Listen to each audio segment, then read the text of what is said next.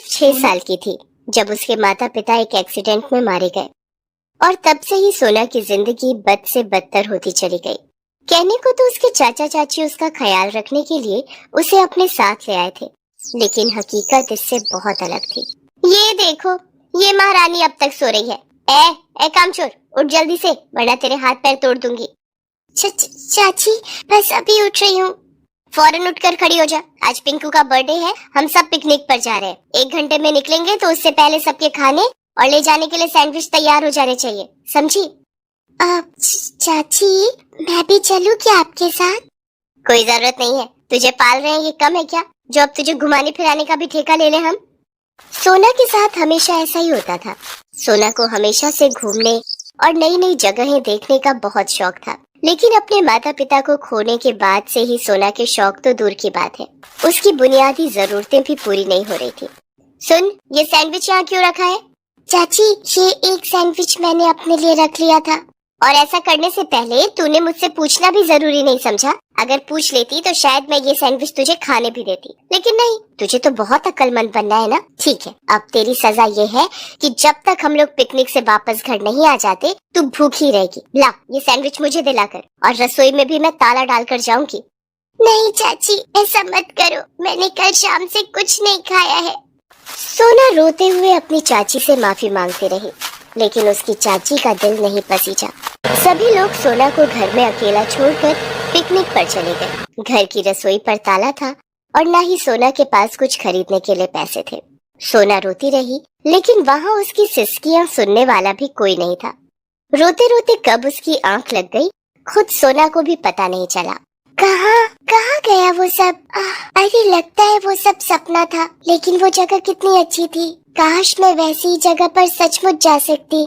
सोना ये सब सोच ही रही थी कि अचानक उसे अपने हाथ के पास कुछ महसूस हुआ। उसने ध्यान से देखा तो वहाँ एक किताब रखी हुई थी, जो उसने इससे पहले कभी नहीं देखी थी। अरे ये किताब किसकी है? पिंकू की तो नहीं लग रही, और ये देखने में भी कितनी सुंदर है, लेकिन ये मेरे सिरहाने आई कहाँ से? इसे खोल कर देखती हूँ, इसे पढ़कर कुछ टाइम ही कट जाएगा, फिर शायद भूख भी ना लगे। ऐसा सोचकर सोना ने उस किताब का पहला पन्ना खोला और उसे बड़े ही ध्यान से पढ़ने लगी। उस पन्ने पर एक बड़ी ही खास जगह के बारे में लिखा हुआ था। ये किताब तो एक परी लोक के बारे में है, जहाँ सब कुछ ठीक वैसा ही है जैसा मैंने अपने सपने में देखा था। ये सब है तो अजीब, पर फिर भी बहुत मजेदार है। सोना उस किताब को पढ़ती रही, लेकिन पहला पन्ना पूरा पढ़ते ही वो अचानक बेहोश हो गई, और फिर कुछ ही मिनटों बाद जब उसे होश आया तो उसके आसपास सब कुछ बदल चुका था। ये सब क्या है? हे भगवान, ये तो बिल्कुल वैसी ही जगह है जैसी मैंने अपने सपने में देखी थी, पर ऐसा कैसे हो सकता है? कहीं मैं फिर से सपना तो नहीं देख रही? नहीं सोना, ये सपना नहीं, सच है, तुम हमारे परीलोक में हो। ये सारी बातें सोना से एक परी ने कही, जो उसके ठीक सामने ही खड़ी थी। सोना हैरान थी क्योंकि उस परी ने जो कुछ कहा वो बिल्कुल सच था। आप कौन है? और वो किताब कहाँ गई? मैं एक परी हूँ, यही परीलोक मेरा घर है, और वो किताब वहीं पर है, और असल में तुम भी वहीं पर हो। यकीन नहीं होता तो ये देखो। इतना कहकर उस परी ने सोना की तरफ एक जादुई आईना बढ़ा दिया, जिसमें सोना अपने पुराने रूप और पुराने घर में ही थी और आराम से सो रही थी। वो जादुई किताब भी उसके पास ही थी। ऐसा कैसे हो सकता है? मैं वहाँ और यहाँ एक साथ कैसे हो सकती हूँ? जादू से कुछ भी हो सकता है सोना। वैसे वहाँ सिर्फ तुम्हारा शरीर है, असल में तुम यहीं पर हो। जब तक तुम यहाँ रहोगी तब तक उस दुनिया में तुम ऐसे ही सोती रहोगी। डरने वाली कोई बात नहीं है, तुम जब चाहे वहाँ पर वापस भी जा सकती हो। अब ये सब छोड़ो और ये बताओ कि क्या तुम यहाँ घूमना नहीं चाहोगी? हाँ, क्यों नहीं, मुझे ये पूरी जगह देखनी है। ठीक है, तो फिर चलो मेरे साथ, तुम्हारे लिए यहाँ बहुत कुछ है। उस परी ने सोना को पूरे परीलोक की सैर करवाई और फिर वो सोना को एक बड़े से महल में लेकर गई। कितना बड़ा महल है ये, और कितना सुंदर भी है, लेकिन यहाँ रहता कौन है? ये परी महल हमारे राजा जी का है, वो वहाँ पर उनका कमरा है। अच्छा, तो चलिए ना, मुझे राजा जी से मिलना है। हाँ, पर पहले तुम कुछ खा तो लो, तुम्हें भूख लगी होगी ना। परीलोक की खूबसूरती में सोना इस कदर खो गई थी कि उसे भूख का एहसास ही नहीं रहा। लेकिन फिर परी ने जब उसे खाने की मेज पर बिठाया तो उसकी आंखें चमक उठी। इतना सारा खाना? ये सब मेरे लिए है क्या? हाँ, सब तुम्हारे लिए है, खाओ ना।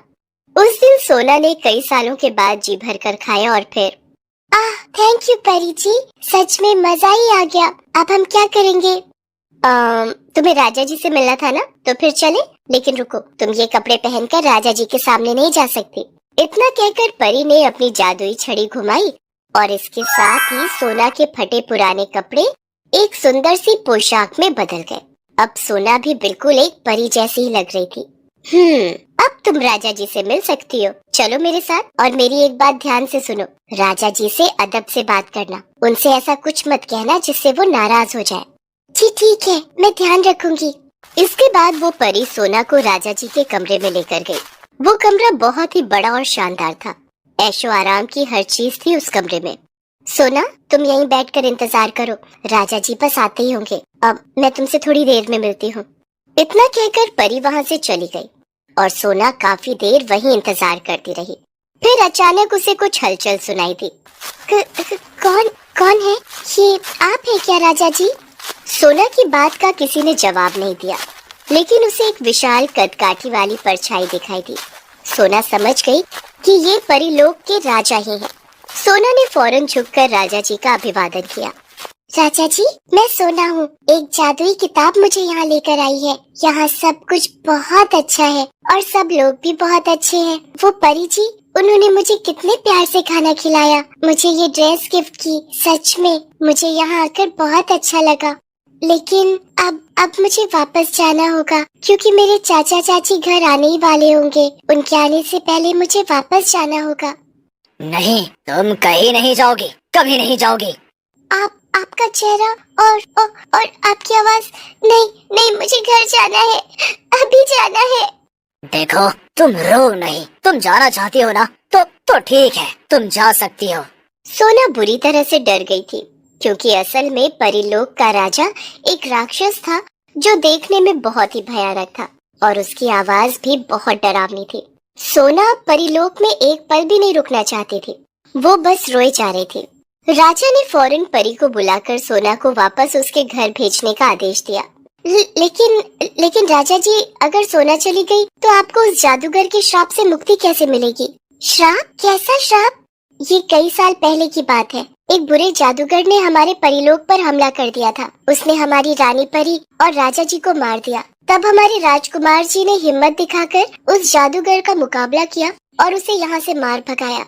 लेकिन उस दुष्ट जादूगर ने जाते जाते हमारे राजकुमार जी को श्राप देकर एक राक्षस में बदल दिया, लेकिन वो इनका दिल नहीं बदल पाया। सच तो ये है कि आज भी अगर वो जादूगर परीलोक से दूर है तो वो इनकी वजह से ही है। अब यही हमारे राजा है, लेकिन ये मुसीबत में है। उस जादूगर के श्राप की वजह से ये धीरे धीरे बदलते जा रहे हैं और हमें डर है कि कहीं एक दिन वो श्राप इन पर पूरी तरह हावी ना हो जाए। मैं समझ गई परी जी। अब आप ये बताइए कि मैं आप लोगों की क्या मदद कर सकती हूँ? वो जादुई किताब जो तुम्हें यहाँ लेकर आई, असल में वो किताब हमारी रानी जी की थी, जिसमें हमारे परीलोक का पूरा इतिहास और भविष्य दोनों लिखे हुए हैं। और उसी किताब के अनुसार तुम्हें हमारे परीलोक की अगली रानी बनना है। क्या? मैं? नहीं, आपको जरूर कोई गलतफहमी हुई है। मैं वो नहीं हूँ। नहीं सोना, उस किताब ने तुम्हें खुद ढूंढा है। इसका मतलब यही है कि हमारे परीलोक का भविष्य अब सिर्फ तुम्हारे हाथों में ही है। तुम एक पवित्र आत्मा हो और यही तुम्हारी सबसे बड़ी खासियत है। वो तुम ही हो जो हमारे राजा जी को इस भयानक श्राप से मुक्ति दिला सकती हो। सोना डरी हुई तो थी, लेकिन वो परीलोक और वहाँ के राजा की मदद भी करना चाहती थी। इसलिए उसने हिम्मत दिखाते हुए परीलोक के राजा से शादी के लिए हाँ कह दिया। और फिर ठीक वैसा ही हुआ जैसा कि उस परी ने कहा था। सोना और परीलोक के राजा की शादी होते ही बुरे जादूगर का श्राप टूट गया और राक्षस बन चुका परीलोक का राजा एक सुंदर नौजवान में बदल गया और सोना एक परी में। इसके साथ ही वो जादुई किताब सोना के असली शरीर के साथ परीलोक में आ गई। रानी जी, लीजिए, इस किताब ने ही आपको चुना है और अब से ये आपकी ही है और अब से आप हम में से ही एक है। सोना ने उस किताब को माथे से लगाया और उसे अपने पास संभाल कर रख लिया। ये उसके दुख